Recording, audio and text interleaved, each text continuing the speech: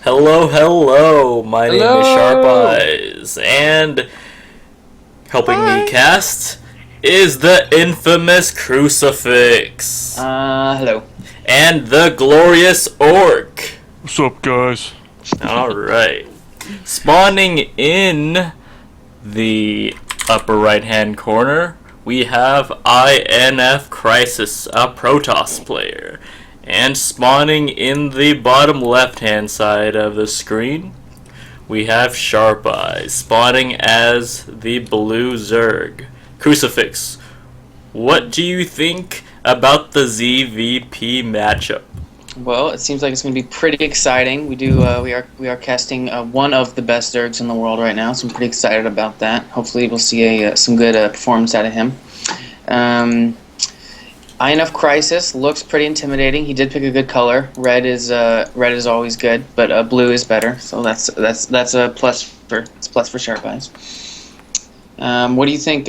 What do you think, Orc? About what do you usually see for PvZ these days? What kind of builds are common? Common? Well, Protoss usually Forge expands, whether they get their Nexus or their Forge first. And then the Zerg will take one base knowing this, and then take a second Expo, which would be their third base, usually. Yeah. So if a Zerg sees a Forge fast expand, then to counteract the economic advantage, they'll just take a third right away. Yep. Oh, okay. Well, we'll see if the Protoss goes ahead and throws down a Forge anytime soon. He did put the pylon right in his natural, so that is definitely a possibility. We do see a probe over in the potential third area. See if he builds a pylon over there for maybe some early forward harassment. But that's what we'll find out. Some early harassment indeed, as a 4-gate is pretty popular within the lower leagues. We do see a Nexus down, though, so it doesn't look like that, and a Forge. So we do see the Forge fast expand that Orc brilliantly predicted, and the probe is there just to block any third that the Zerg tries to take as a response, like we had just discussed. Meanwhile, the Overlord is slowly but surely going to scout that expansion, so we'll see what SharpEyez' response to that is. Alright, back to the Zerg player. We do see him transferring one drone to the expansion. It's pretty Orc. ghosty. Orc, why do you think people transfer drones? Well, you don't want to have oversaturation on one base, so, you gotta transfer your drones from time to time, or else you'll get fucked up. Pretty bad. So, that's the reason why. So, Orc, would you say 16 is the number for full saturation, or do you like to go to 18? I've even heard people saying 20 is better. As I push up the glasses on my face, 16 drones or workers per base, no matter what race you are, is actually the equivalent number of workers you will want at each base, and then you will want 3 on each gas. So if we're talking one base here, per base, you're going to want to have 6 people on gas and 16 on the minerals. Sounds like a very intelligent man. Okay, and we do have the pylon put down for to block the third, and the probe now goes over to the potential fourth just to make sure that there's no third whatsoever, which there isn't. So it does look like as for right now we do have 2 base Protoss versus 2 base Zerg. See if that gives an advantage to the Protoss early on here. Looks like a Zealot is chasing a Zergling. I don't think he'll be able to catch him, but we will see.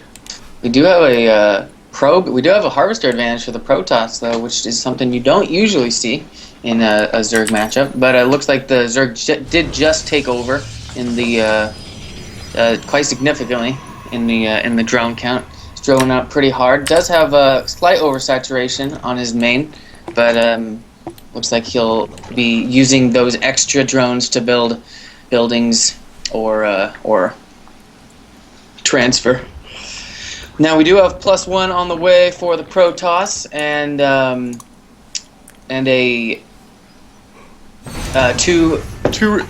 four refineries, four extractors for the Zerg. So definitely going to be gassing up here. Got spawning pool done. Speed is not on the way, so he's not looking for that anytime soon. And we have a stalker from the Protoss. So it's looking like we're finally starting to get some army units on the field. We do already have that one zealot that's always there to block the wall off. And a very well placed zealot indeed. Looks like the Zerg will not be able to break through. Not anytime soon, at least. We do have an evolution chamber and a spine crawler, so it looks like those upgrades will get started for SharpEyez as soon as that's done spawning. And it looks like the pylon there has blocked the attempt at the third from SharpEyez, so that has to be annoying. Zealot's coming over to maybe kill that drone if it can. The mothership core is actually on SharpEyez's side of the field right now, maybe looking to do a little bit of harassment. A little zealot mothership core tag team action. And another zealot is actually on his way. A stalker's also on his way over to the potential third. So we might see some action coming down from the Protoss player. The Protoss is also currently making, just warped in 3 more zealots. He's making another pylon, and SharpEyez is upgrading to layer tech as long as getting a little bit more static defense at the front of his base. So it's looking like the front of his base is pretty secure, but he is still on 2 bases, which is pretty rough for a Zerg player. But let's see if he can make the most out of it. Very good, very good. Looks like the Protoss player will be trying to take a peek at the natural. Very strong force coming in. Let's see if he can break through all those spine crawlers. Looks like he looks at them and doesn't like what he sees, but looks like he's going to go for it anyways. See how much damage these spine crawlers can do. Looks like they're all kind of bunching up though. Can get around the side. Is at least hitting with all of his zealots right now. It does look like the spine crawler is going to go down. But right now, I don't see Hold that thought. This could be GG. This could be GG right here. The queen will go down. The zealots will start up. The roaches are stuck, all trying to hit one zealot. Here come the stalkers. The backup stalkers. There are 7 gateways on the field for the Protoss right now. Let's see if SharpEyez. He does spawn lots of roaches and does look like he will be able to hold the stalkers off.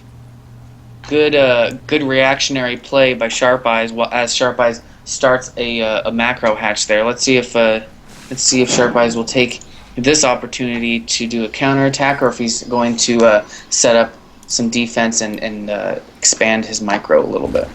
Expanding his micro, indeed. Looking back to the Protoss player, we see that he is building a robo facility along with 2 more assimilators. Looks like he might be going Immortals or Colossi. What do you think, Orc? No, I think he's gonna go probably Immortals off of 1 robo. First he's gonna make an Observer, but then we'll see what he decides to do.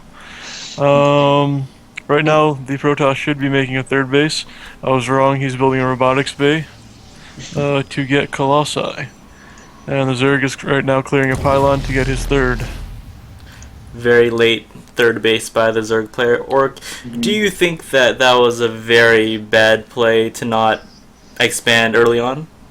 Yeah, I think if the Protoss expands, the Zerg should get on 3 base immediately.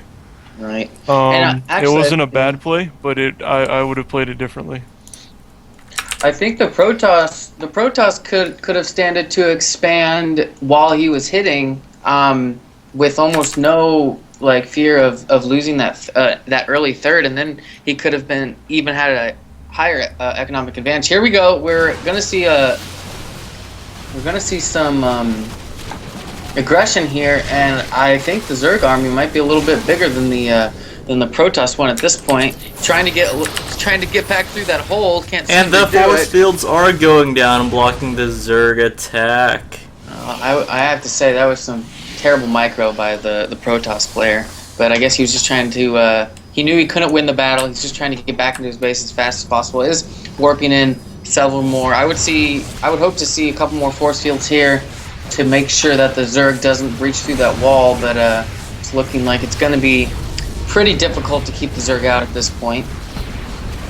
Looks like the Protoss player is trying to stop the Zerg offensive. Zerg player will be pulling back, but it doesn't seem like the Protoss has enough forces. I mean, look at those minerals. I think that was a bad place to warp in.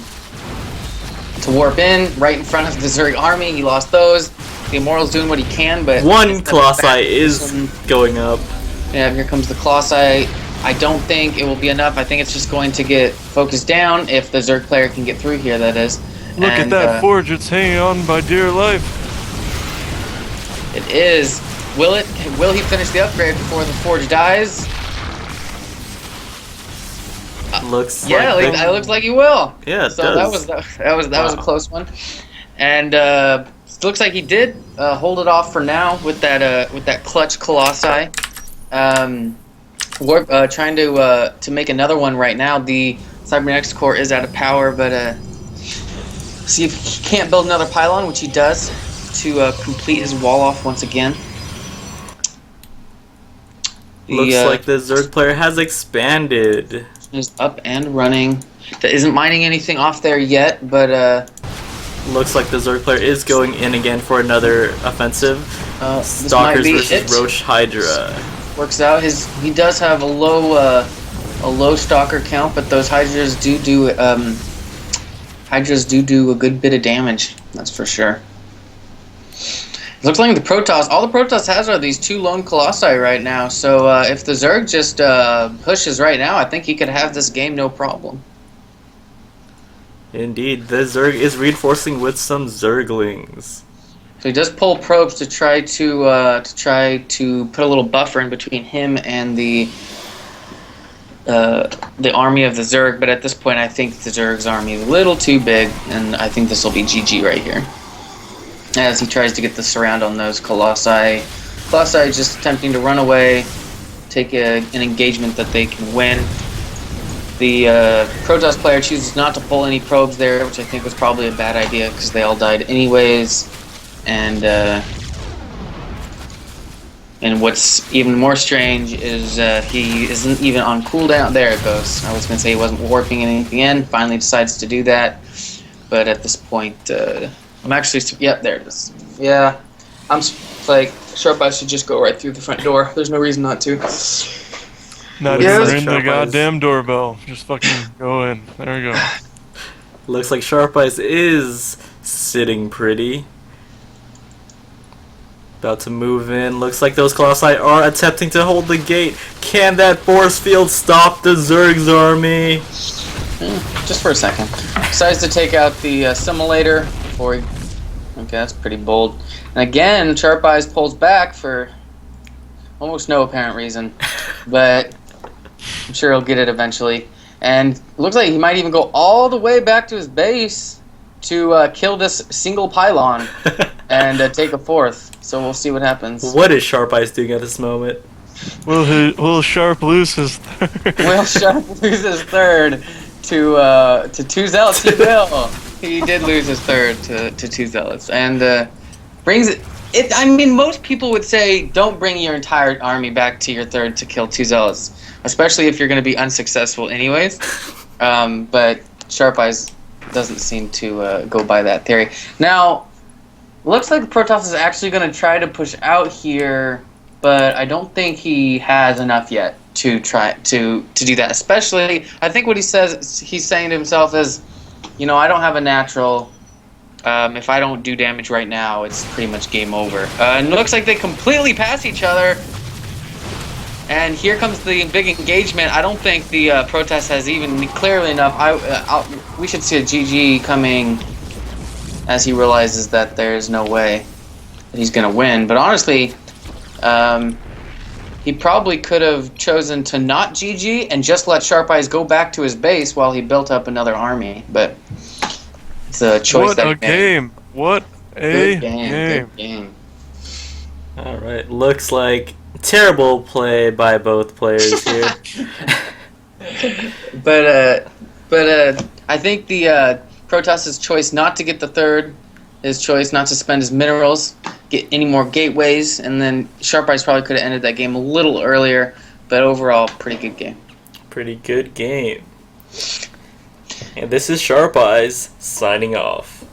We play and you cast.